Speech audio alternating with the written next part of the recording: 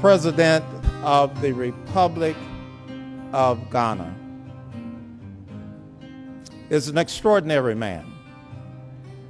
He shares our vision that economics and education will fuel the rebirth of the African diaspora, that the people of America, teaming with the motherland, Africa, will create new wealth, new opportunities for our generation and generations beyond. Mr. President has traveled worldwide. He's got extensive background, both as an executive in different levels, an administrator. He's legislated. He has the complete package that has prepared him to lead the proud country of Ghana in the manner in which he's been able to date. I want you to come, sir, as we reach out to you, knowing that the competency, knowing that the confidence that we have in you and for you is such that we know we cannot fail at this mission. Please join me in welcoming the President of the Republic of Ghana, the Honorable Akufo-Addo.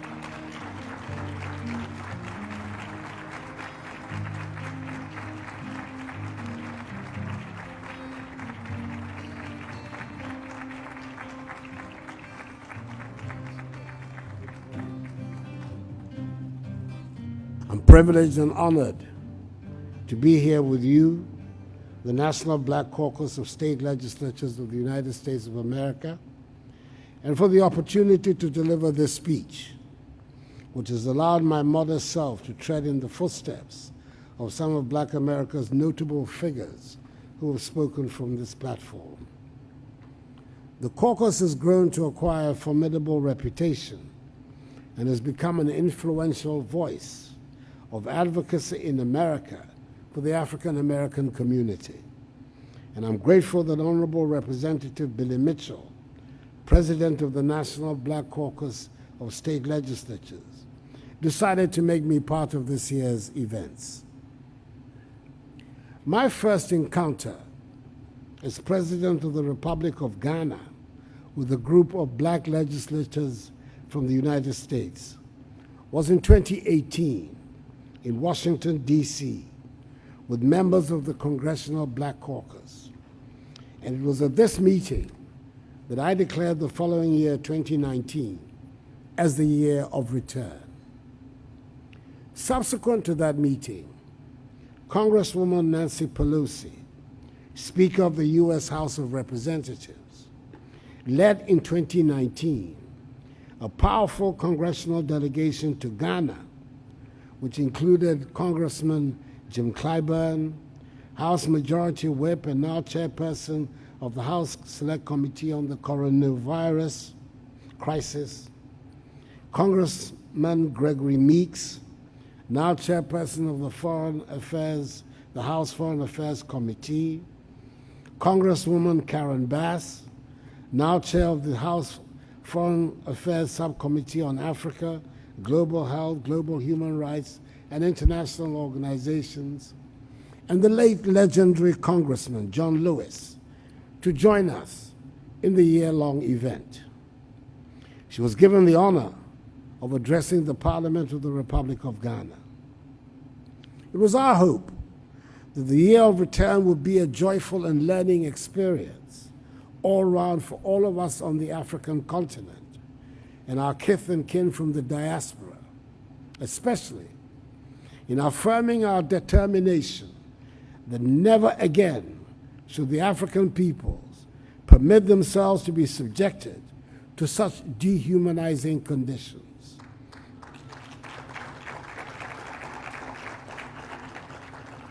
Sold into slavery and have their freedoms curtailed.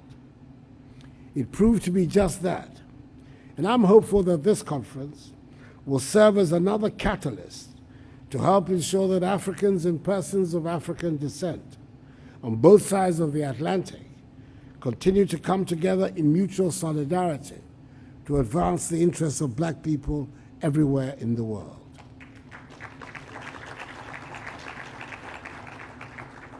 Ladies and gentlemen, in the 60 or so years since African countries attained independence, it is true that we have not always lived up to the early promise of our forebears.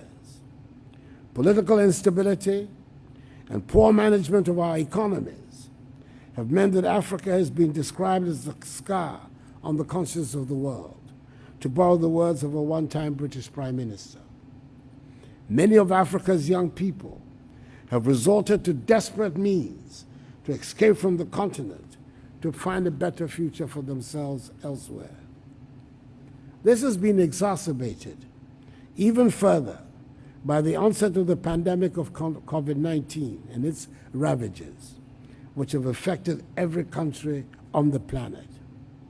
Yes, we in Africa have mercifully not witnessed the high infection rates and death tolls that some gleefully predicted for us, but which other countries in the developed parts of the world have suffered.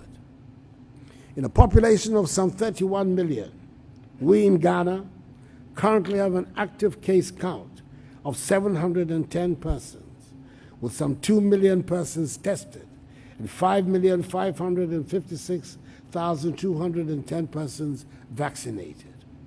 Our goal is to vaccinate 20 million Ghanaians, that is the entire adult population, by the end of the year.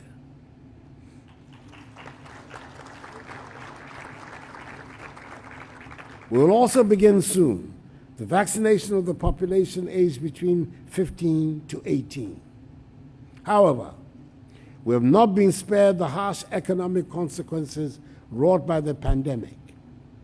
Disruptions in global supply chains, slowdown in global investments, significant job losses for businesses big and small, unprecedented volatility of stock markets, tighter global financing conditions, decline in tourism resulting from border closures, and a sharp decline in remittances are but few of the examples of the impact of COVID-19.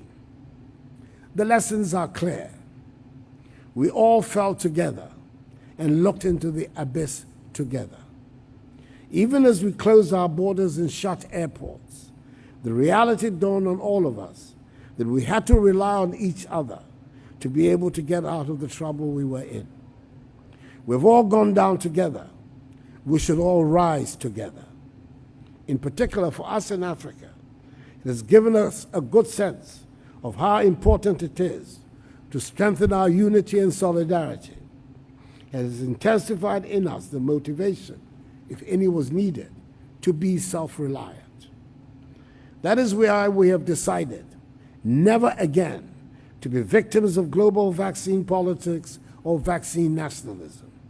By establishing a National Vaccine Institute, spearheaded by Ghanaian scientists of world repute, to oversee the domestic production of vaccines across a broad range of diseases, including COVID-19. Ghana was amongst the first countries anywhere in the world to put together a medium-term response strategy to address the impact of COVID-19 on the economy and to outline an economic recovery, revitalization, and transformation plan to build back better and stronger. We have identified the relevant sectors of the economy requiring the needed investment that will help accelerate the rebound and growth of the Ghanaian economy. As was witnessed in the immediate years before the pandemic struck, which saw between 2017 and 2020, our average annual GDP growth rate of 7% is one of the fastest in the world. We call the Ghana Recovery Package the Ghana Cares or Bantampa program. The 100 billion CD program aimed at stabilizing and revitalizing the Ghanaian economy has two phases. The stabilization phase, which was implemented between July to December 2020, and the revitalization and transformation stage, which is currently under implementation and will end in 2023. We're focusing our energies on supporting commercial farming and attracting educated youth into agriculture, building Ghana's light manufacturing sector, fast-tracking efforts at digitization, developing Ghana's housing and construction industry, establishing Ghana as a regional hub, and strengthening the enablers of growth of our economy. Investors are optimistic about the Ghanaian economy. We've done the heavy lifting required to transition our economy into a growth economy and are establishing sustainability and irreversibility. We're spearheading regional integration and cooperation in industrializing in Africa, and currently hosting the Secretariat of the African Continental Free Trade Area, AFCFTA, which comprises 54 states with a combined GDP of some 3 trillion United States dollars. It does look like, despite the very real difficulties posed by the COVID-19 pandemic, we in Ghana are doing some things right and sending out the right signals. Last year, 2020, Ghana recorded foreign direct investment of some 2.65 billion United States dollars from 279 projects. For 2021 alone, the Ghana Investment Promotion Center recorded foreign direct investment of 973 million United States dollars from 173 projects for the first 3 quarters of the year, with large ticket projects in the pipeline to boost FDI flows by the end of the year. The construction of a data center in Accra, the Accra Marine Drive investment, the Trade Fair redevelopment project, and construction of an e-commerce park to service trade and logistics companies. Ladies and gentlemen, easily the most ambitious program we in Ghana have mounted in our dealings with the African diaspora was the organization of the Year of Return in 2019, which was a major landmark spiritual and birthright journey, inviting the global African family, home and abroad, to celebrate the cumulative resilience of all victims of the transatlantic slave trade, who were scattered and displaced throughout the world in North America, South America, the Caribbean, Europe, and Asia. It brought some 750,000 members of the global family to Ghana in that year. Ghana's connection with the African diaspora predates our independence. During our struggle for independence, our leaders reached out to the African diaspora. Notable amongst them was Kwame Nkrumah, educated in the 1930s at the famous black university, Lincoln University in Philadelphia, who was to become the first president of the free nation. Some very well-known diasporan Africans came to live in the newly independent Ghana: George Padmore, W.E.B. Du Bois, Maya Angelou, Bill Sutherland, to name but a few. In 1992, Ghana adopted the Pan-African Historical Theatre Festival, PANAFEST, as a cultural vehicle for bringing Africans on the continent in the diaspora together around issues of the arts and culture.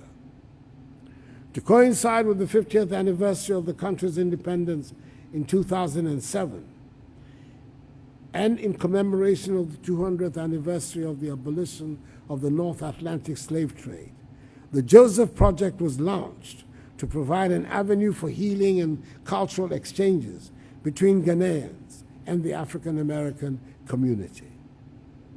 The Year of Return, held in 2019, has become the pivot around which engagements with the diasporan African family and Ghana revolves. The follow-up project, Beyond the Return, seeks now to create opportunities across several sectors of the economy and provide a platform for sustained dialogue amongst people of African descent. Currently, we're creating platforms for adoption of legal frameworks in key sectors to drive diaspora engagements. This is culminated in the Homeland Return Bill, on which we're currently working. The Homeland Return Bill recognizes Ghana's moral and spiritual obligation as an African nation to facilitate the return of diaspora Africans to Ghana and the motherland, and to initiate the legal and regulatory processes for integrating them into Ghanaian society. When enacted, the law will provide the much-needed regulatory and practical changes to improve the requirements for the acquisition of Ghanaian citizenship and permanent residence by diasporan Africans. Indeed, in the year of return, I granted citizenship to 126 members of the diasporan community in Ghana of African Americans and Caribbeans. All of us gathered here should never forget the famous admonition of the iconic Jamaican reggae star Peter Tosh, when he said, and I quote, "Don't care where you come from. As long as you're a black man, you're an African."